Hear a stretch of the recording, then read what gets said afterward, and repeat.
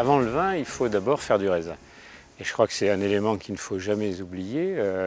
La production du raisin, c'est l'essentiel de la qualité du vin futur. Donc il faut choisir ses plants, il faut d'abord avoir la chance d'avoir un vignoble qui soit positionné sur des terroirs. Il y a un autre élément qui est important, c'est la notion de cépage. Chaque cépage est classé suivant une climatologie. Donc cette climatologie varie. Ici, on est à Saint-Émilion, on a un régime continental avec une influence atlantique.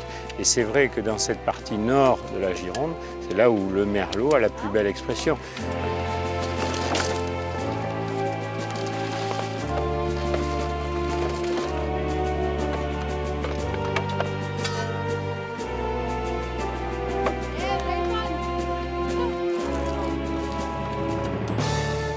Il y a deux grands types de stress qui peuvent entraîner des problématiques qualitatives chez le raisin. Par la suite, donc pour le vin aussi, c'est le stress hydrique, donc des périodes très sèches, ou des périodes où de grands contrastes, un printemps humide et un été très chaud. Donc la racine, au départ, vit dans de l'eau relativement facilement utilisable, et puis tout d'un coup, comme en 88, la chaleur arrive, l'eau baisse dans le sol et la racine n'arrive pas à s'adapter à cette chute. Le deuxième type de stress qui peut exister, c'est vraiment le stress thermique, alors qui est très important. Au-dessus de 35 degrés de température, les stomates sont refermés, la vigne se replie aussi sur elle-même, elle essaie de conserver son eau, elle essaie de résister à l'effet du soleil, et on se retrouve avec un retard important qui fait que si l'arrière-saison n'est pas belle, eh bien, on n'arrivera jamais à la maturité réelle des tanins qui sont les plus tardifs à se développer, à mûrir.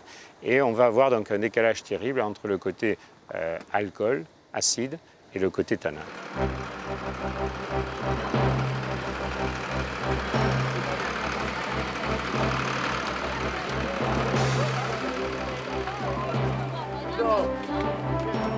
Le choix de la date des vendanges. Et vous y êtes. Et chaque jour est important parce que chaque jour va déterminer en réalité un stade de maturité pour chaque parcelle.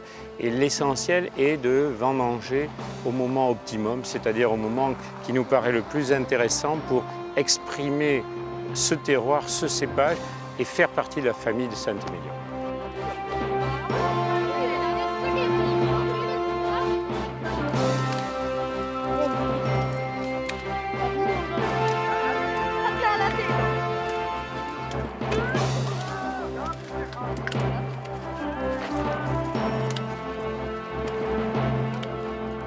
L'intervention, si vous voulez, de l'homme au niveau de la cueillette est très importante parce qu'il a d'abord un rôle sélectif. Il va pouvoir sélectionner la grappe qui n'est pas pourrie, celle qui est pourrie à côté, il va pouvoir l'éliminer. Donc il y a déjà, humainement, il y a une présélection du vendangeur qui est très important. Ensuite, il y a une attention, il y a une délicatesse. On ramasse la grappe entière, on la pose dans un petit panier. Ce petit panier est déposé dans une cagette qui va être transportée en une seule étape directement au pied de la cuve, si vous voulez. Donc le raisin ne sera pas mâché, ne sera pas éclaté, ne sera pas traumatisé. Et il va arriver en parfait état au moment où il va être retrié par une équipe de gens de la propriété.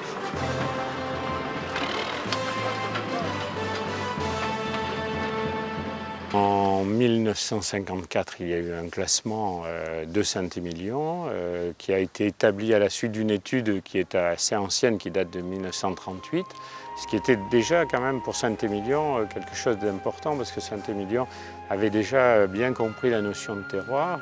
Ils avaient fait travailler un ingénieur qui a étudié le terroir saint-émilionnais. Il avait établi des courbes de niveau, si vous voulez, et en fonction des courbes de niveau, il avait établi des qualités successives, quoi, hein.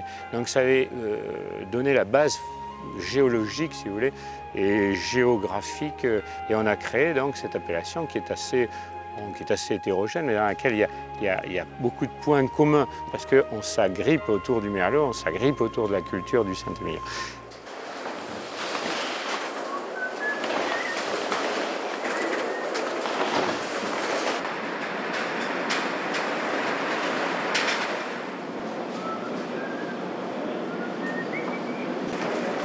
Ça va faire 168 avec celle-là.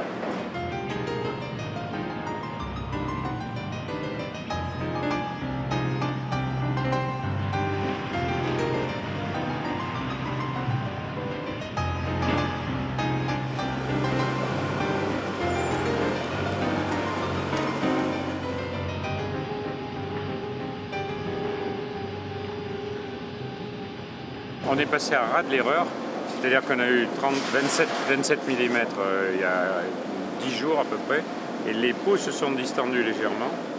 C'était à la limite, parfois il y avait même une petite larme de sang qui coulait des graines. C'était extraordinaire, vous avez une petite larme de sang qui coulait, et par chance, on a poudré derrière, on a talqué, le soleil est arrivé, le vent de nord-est, parce que ça c'est très important, les vents ça sèche, et puis ensuite ce qui s'est passé c'est que on a l'eau qui s'est évaporée, donc c'est bien évaporé, et tout est rentré dans l'ordre, le froid le matin, tout s'est calmé et on est passé.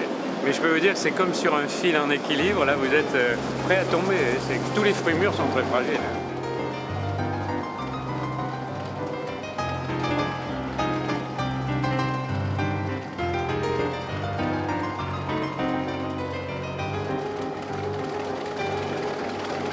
L'homme fait partie intégrante de la culture du vin. C'est lui qui à un moment a stabilisé, a établi un niveau d'équilibre qui fait que l'on a des vins, tout simplement, du vin et pas du vinaigre.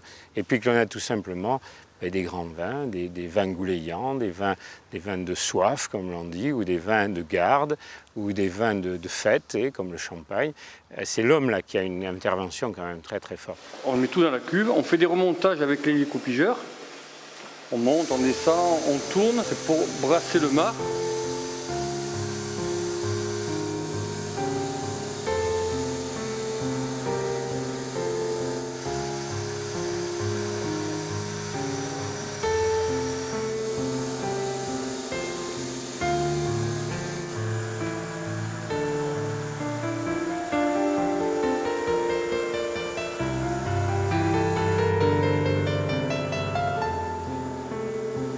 Comme les vis ne descendent pas jusqu'au fond de la cuve, parce que le marc n'est pas encore assez dur, on descend le mou dans le cuvon, qu'on remonte par gravité et que Manu arrose au-dessus du marc.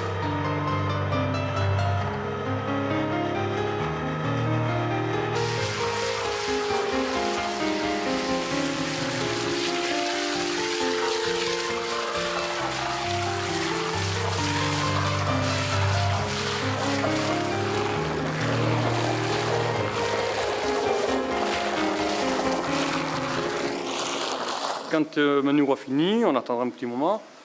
Avant midi, par exemple, on remettra les coupigeurs dessus pour rebrasser tout ça.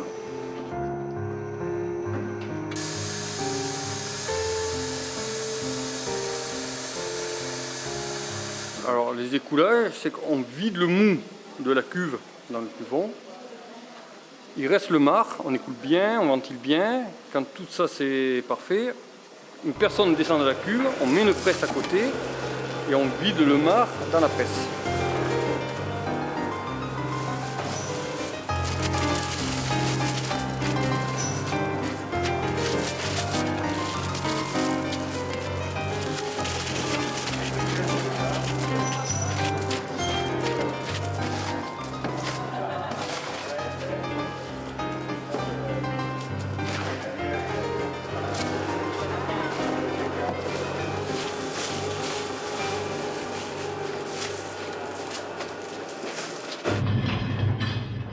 Que dans ce type de pressoir, là aussi, moi j'aime l'homme.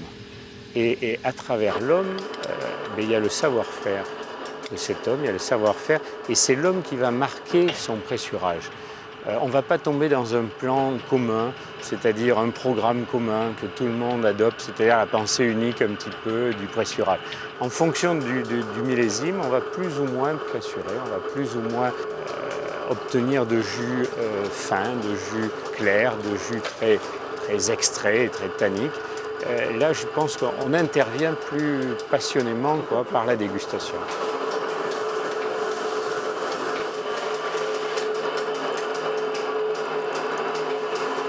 La couleur, c'est vraiment le vin rouge. Là, on voit bien que c'est quand même c'est mélangé, on le voit très bien dedans quand même.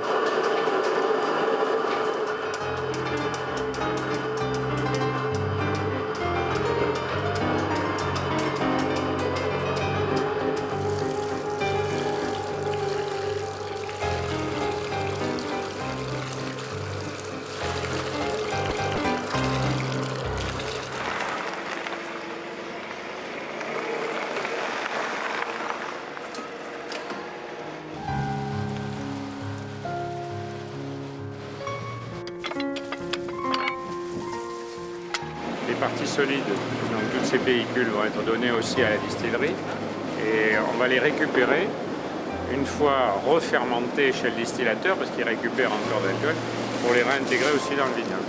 C'est-à-dire qu'on essaie d'avoir des restitutions naturelles, quoi, et autant profiter de tout ce que la vigne exporte pour lui restituer. On s'imagine déjà à la vigne que le bébé sera beau. Lorsqu'on goûte le raisin, on s'imagine qu'il est goûteux, qu'il est riche, qu'il est aromatique. Et puis après, on le vinifie, c'est le moment de l'accouchement, là. Et donc là, on ne sait plus trop, parce que c'est un moment très délicat où on est un petit peu égaré, où c'est l'urgence, où tout arrive à la fois. Et à partir du moment où on va commencer à avoir fini de vinifier, où chaque cuve aura bien son identité, là, on va commencer à découvrir les vrais personnages que l'on va mettre en scène dans l'assemblage.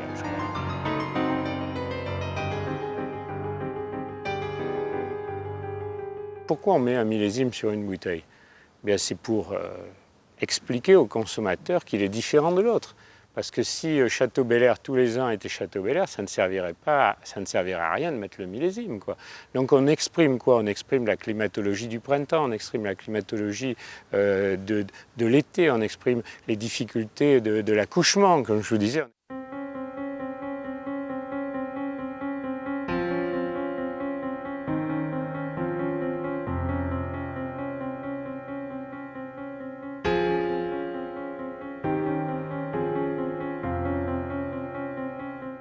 Après les grands moments d'émotion, je crois que c'est à l'autre bout de la chaîne.